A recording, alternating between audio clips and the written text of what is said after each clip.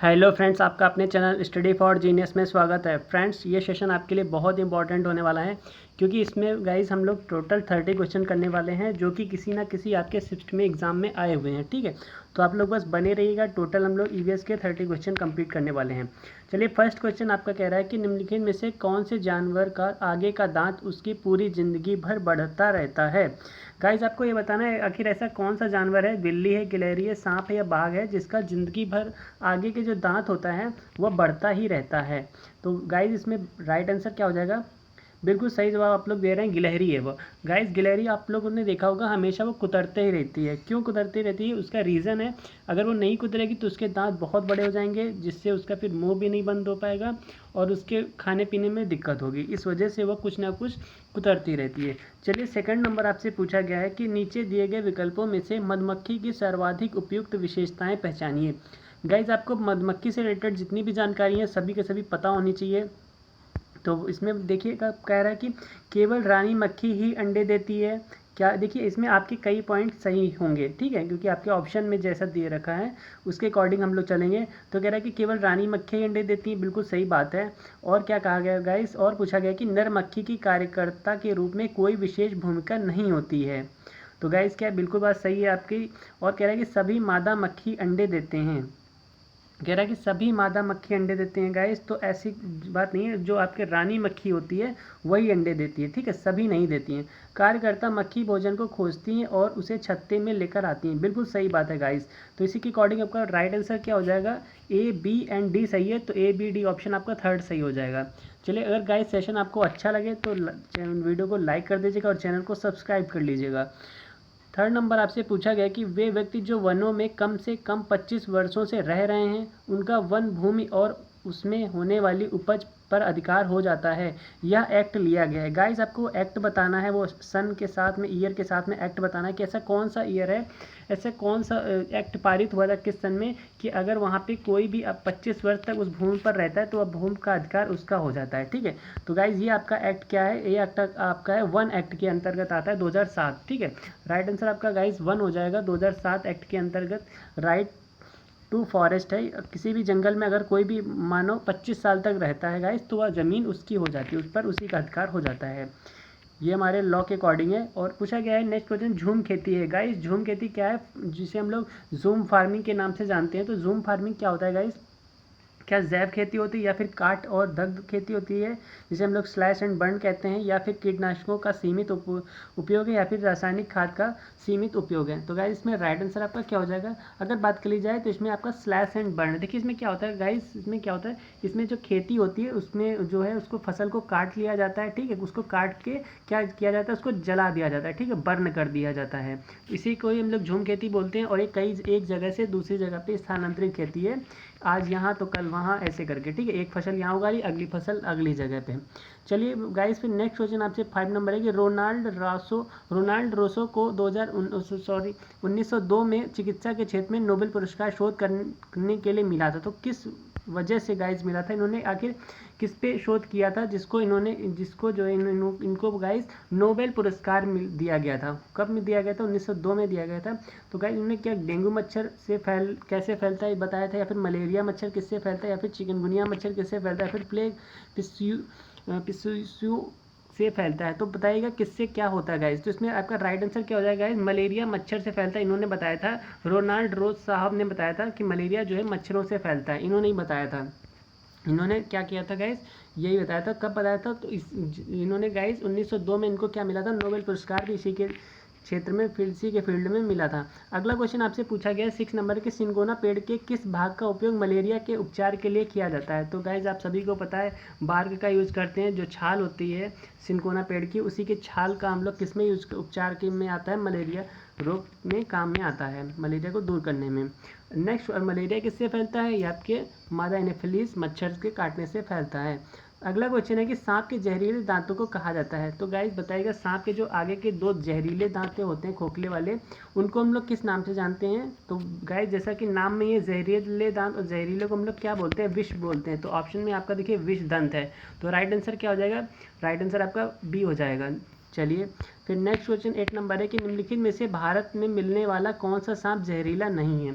तो गाइस कौन सा भारत में, देखिए आपको पता है कि भारत में कितने 4 ही प्रकार के सांप पाए जाते हैं जो कि जहरीले होते हैं, जिसमें से आपका एक रसल वाइपर है, दुबैया है, फिर आपका एक अफाई है, और क्या है आपका एक करैत है, ठीक है। और गाइस इसमें कौन सा नहीं है, जो आपका भारतीय अजगर है ना बच्चे, ये गाइस क्या है, ये आपका बिल्कुल भी जहरीला नहीं होता है। तो राइट आंसर आपका क्या हो जाएगा, राइट आंसर आपका गाइस 3 हो जाएगा।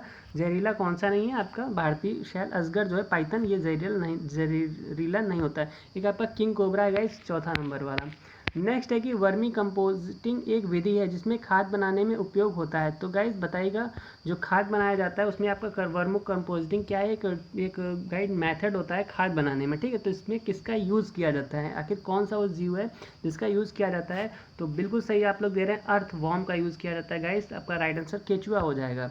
चलिए गाइस 10 नंबर देख लेते हैं। 10 नंबर आपसे पूछा गया है कि पश्मीना ऊन किस जानवर से मिलती है। देखिए गाइस इसमें बहुत ही अच्छा क्वेश्चन है, बहुत इजी क्वेश्चन है, अधिकतर बच्चे देखिए ना गलत भी कर सकते हैं, तो आपको गलत नहीं करना है। तो बताइएगा पश्मीना जो ऊन है गाइस उसमें किस जानवर का यूज़ होता है। अगर बच्चे भेड़ बता रहे हो तो बिल्कुल गलत है, ठीक है। राइट आंसर आपका क्या हो जाएगा, बकरी की जो खाल होती है बच्चे, उसी से क्या होता है पश्मीना का साल बनाया जाता है, ठीक है। आप सभी को पता है, जहाँ के JNK जम्मू एंड कश्मीर में आपको देखने को मिलेगा। चलिए गाइस अगर आपको सेशन अच्छा लग रहा है तो चैनल को सब्सक्राइब कर लीजिएगा प्लीज़। 11 नंबर है कि अधूरे जले जीवाश्म ईंधन से फैलती है। तो गाइस क्या फैलती है, देखिए अगर कोई भी आप लकड़ी का कोयला वगैरह लकड़ी वगैरह कोई भी जला रहे हैं और वो आधा अधूरा जल रहा है, तो उससे बच्चे क्या होता है, उससे क्या कौन सी गैस फैलती है। तो बच्चे उसमें आपको देखिए जैसे अंगीठी वगैरह जो घरों में जलाई जाती है ना, सबसे ज़्यादा आपको क्या उसमें देखने को मिलता है, कार्बन मोनोऑक्साइड देखने को मिलता है, ठीक है। चलिए फिर नेक्स्ट क्वेश्चन आपसे पूछा गया है कि पौधों में पानी देने के लिए प्रयुक्त तकनीक जिसमें संकीर्ण नलियों से पानी सीधा पौधे के आधार में दिया जाता है। गाइस क्या होता है, देखिए कई अपने स्टेट ऐसे हैं जहाँ पे पानी की बहुत ही किल्लत है, राजस्थान राज्य जैसे ऐसे कई सारे स्टेट्स हैं जहाँ पे पानी की बहुत दिक्कत है। बट क्या होता है गाइस, अब फसल खाने के लिए क्या है, अब जीवन जीने के लिए भोजन चाहिए, भोजन के लिए कुछ ना कुछ आपको उगाना ही पड़ेगा। तो उसकी भी एक तकनीक अपनाई गई गाइस कि कम पानी में वो फसल भी हो जाए। उसे हम लोग क्या बोलते हैं गाइस, उसे हम लोग ड्रिप इरिगेशन बोलते हैं। आपका ड्रिप सिंचाई होता है जब पाइपलाइन बिछा दी जाती है, जहाँ पे आपके पेड़ पौधे वगैरह गाइस छोटे छोटे लगे होते हैं, वो एक पट्टी बना दी जाती है, उसमें ये पाइपलाइन बिछा दी जाती है, उसी में जड़ों में ही ये डायरेक्ट पानी जाता है, ठीक है, ड्रिप ड्रिप करके बूंद बूंद करके उसमें जाता है। 13 नंबर क्वेश्चन पूछा गया गाइस कि निम्न पौधों में से कौन सा पौधा है जो कीटों को जाल में फंसाता है और खा जाता है। बहुत ही ज़्यादा सीटेड का गाइस, सीटेड में EVS का बहुत ही ज़्यादा हाईलाइट क्वेश्चन है, कई सारे शिफ्ट में आपका पूछा गया है और आप देखना आपके भी शिफ्ट में ये क्वेश्चन आएगा ज़रूर। बताइएगा ऐसा कौन सा गाइस, आपका कौन सा कीट है। तो बिल्कुल सही आप लोग बता रहे हैं गाइस, बहुत ही फेमस है और इसका नाम क्या है, घटपर्डी का पौधा, पिक्चर प्लांट जिसे हम लोग बोलते हैं। ये क्या करता है गाइस, ये पौधों को अपने जाल में फंसा लेता है और फिर उसको खा लेता है, ठीक है। चलिए कैसे होता है गाइस, ये थोड़ा इस टाइप का होता है और ऐसे ढक्कन का नुमाकार होता है, ठीक है। जो भी इसमें जीव चला जाता है ये अपना ढक्कन बंद कर लेता है। 14 नंबर है कि वर्षा के पानी को भविष्य में उपयोग करने के लिए संचित करना क्या कहलाता है गाइस। बताइएगा पानी को सेव करना क्या कहलाता है, रेन वाटर को। तो गाइस बताइएगा इसमें राइट आंसर क्या हो जाएगा, वर्षा के पानी को इकट्ठा करना कहलाया जाता है, या फिर वर्षा के पानी को पंप करना, या फिर उत्खनन करना, या फिर वर्षा के पानी का संचयन करना। गाइस से हार्वेस्टिंग बोलते हैं, ठीक है, जिसे क्या कहते हैं, संचयन, पानी का संचयन करना, वर्षा के पानी को बचा के रखना। चलिए गाइस नेक्स्ट क्वेश्चन है आपका 15 नंबर, निम्नलिखित में से कौन सा रोग मच्छरों से फैलता है। गाइस अभी हमने बताया मच्छर के काटने से कौन सा रोग फैलता है।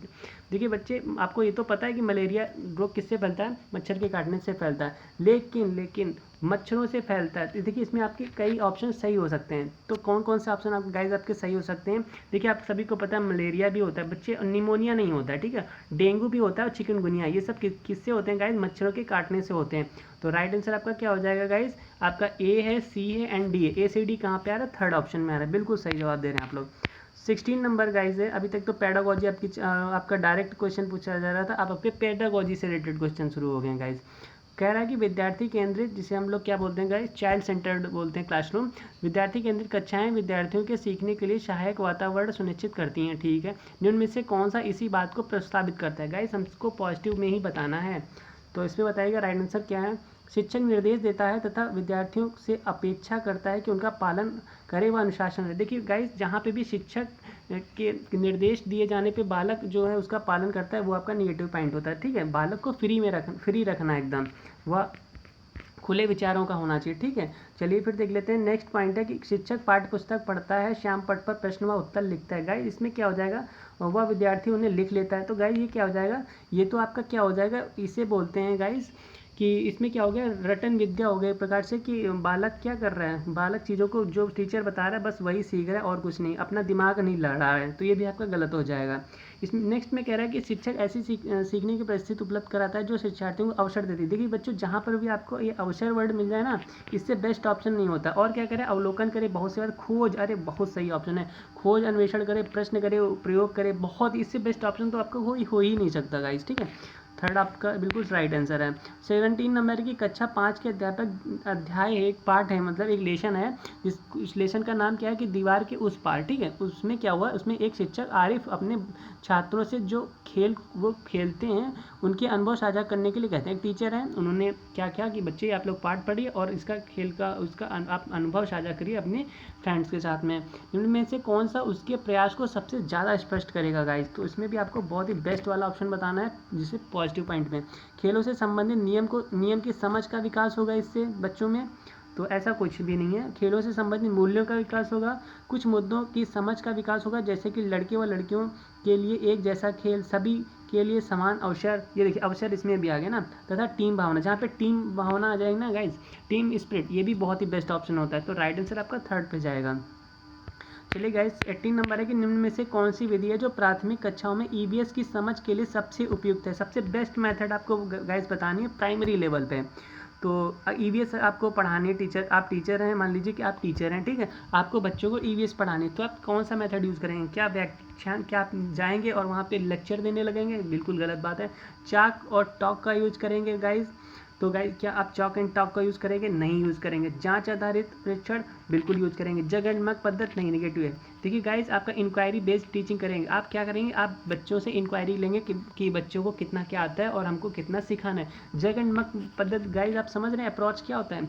जग देखिए, जग क्या होता है, जग गाइज बड़ा होता है, ठीक, और मग क्या होता है, मग एक छोटा होता है। मान लीजिए, और बड़े क्या है आपका, बड़ा टीचर है, छोटा क्या है, चाइल्ड है, मतलब कि स्टूडेंट है, ठीक है। अब इसमें जग एंड मग ये है कि जितना नॉलेज एक टीचर के पास है वह अपना नॉलेज जो है स्टूडेंट में उड़ेल देता है, भर देता है गाइज।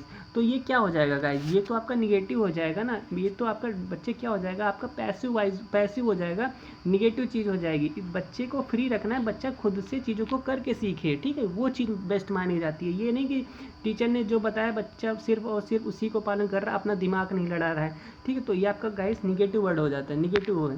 चलिए फिर 19 नंबर है कि ईवीएस के शिक्षण में क्षेत्रीय भ्रमण महत्वपूर्ण है, ठीक है। निम्न में से कौन सा विकल्प इस प्रकार के भ्रमण के लिए सही है, गाइज बताइएगा कौन सा भ्रमण इस प्रकार के लिए सही है। आपको इसमें भी गाइज पॉजिटिव में ही और बेस्ट ऑप्शन बताना है क्या होने वाला है।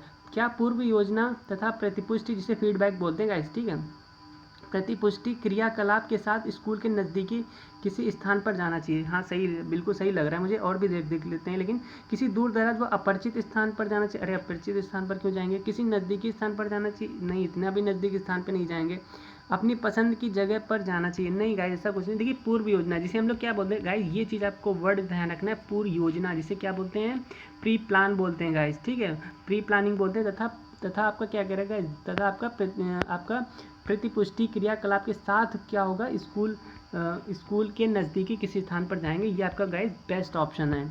चलिए 20 नंबर है कि एक ईवीएस की कक्षा को एक खुशगवार कक्षा होना चाहिए, ठीक है, बिल्कुल होना चाहिए गाइस। और क्या कह रहे हैं कि इस संदर्भ में निम्न में से कौन सा कथन सही है, गाइस इसमें भी आपको बेस्ट और पॉजिटिव ऑप्शन में बताना है। शिक्षक कक्षा में खुश रहती है और शिक्षार्थी उनके निर्देशों का खुशी खुशी पालन करते हैं, तो ये क्या गाइस आपका अच्छा तरीका है। शिक्षक कक्षा में खुश रहते हैं और विद्यार्थी उनके निर्देशों का, देखिए जहाँ पे भी निर्देश का पालन होगा गाइस तो एक गलत चीज़ होती है, ठीक है। एक टीचर एक बच्चे को हम लोग अपने बंधन में नहीं बांध के रखेंगे कि जो हम निर्देश देंगे वही बालक करेगा, ऐसा नहीं है। सख्त अनुशासन गाइस कह रहा है, अब यहाँ पे सख्त अनुशासन आ गया, यही यहाँ पे निगेटिव वर्ड है, गलत हो जाएगा।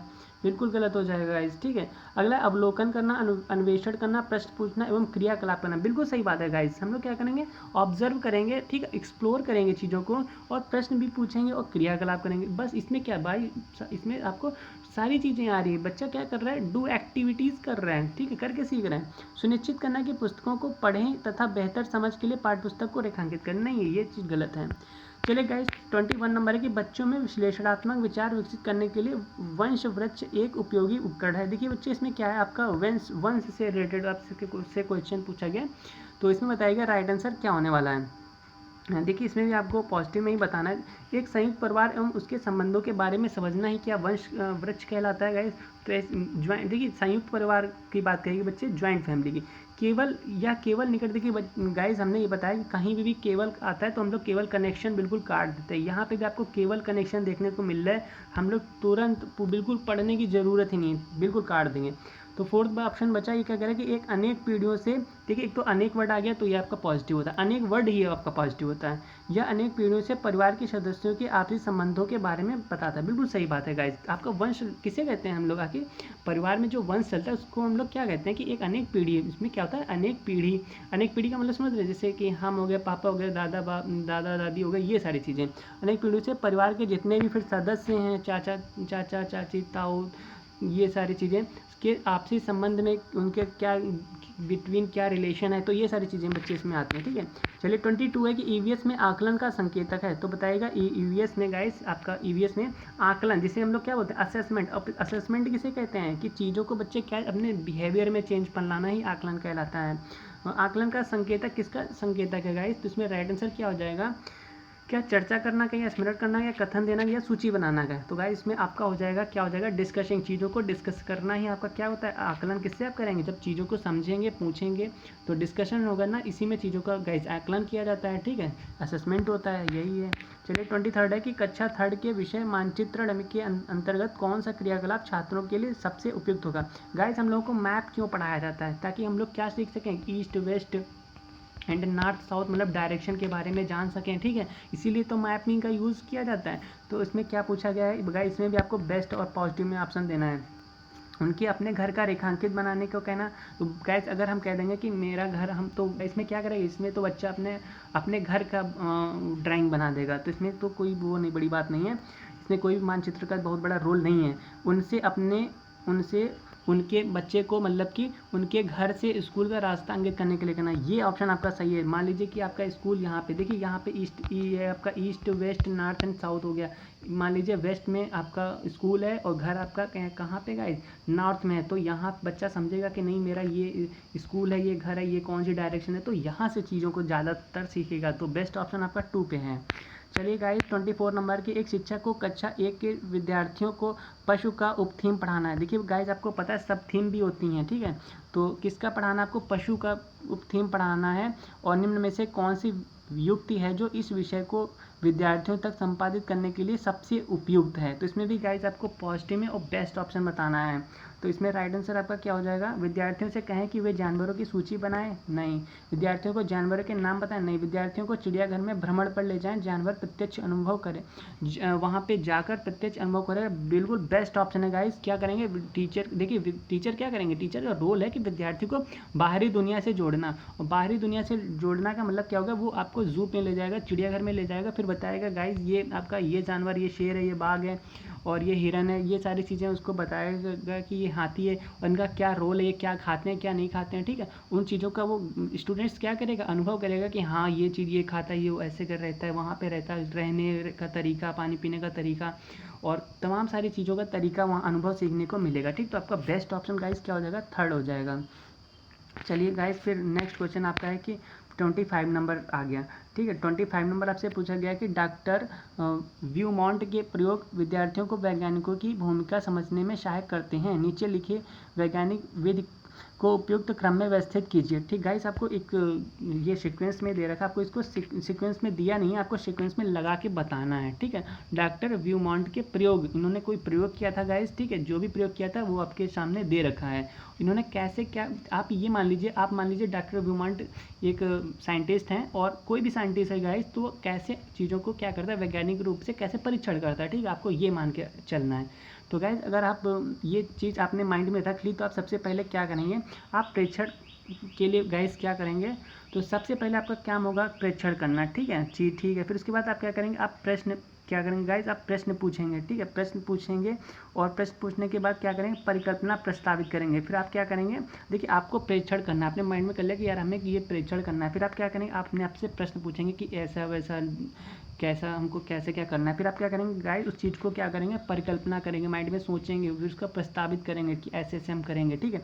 फिर देन आफ्टर गाइस इसके बाद आपका क्या होने वाला है, इसके बाद आप क्या एक अनुमान लगाएं कि नहीं अगर हम ऐसा करें तो ऐसा हो जाएगा गाइस, ठीक है। अगर आप इतने चीज़ें कर लेंगे ना गाइस तो आपका ऑप्शन किस पे जा रहा है, 4 पे जा रहा है। आप पहले 6 पे जाएंगे, प्रेक्षण करेंगे, फिर आप प्रश्न पूछेंगे और देन आफ्टर आप क्या करेंगे, परिकल्पना को प्रस्तावित करेंगे। यहीं से चीज़ें आपकी निकल के आ जाएंगी सामने फ्रेंड्स, ठीक है।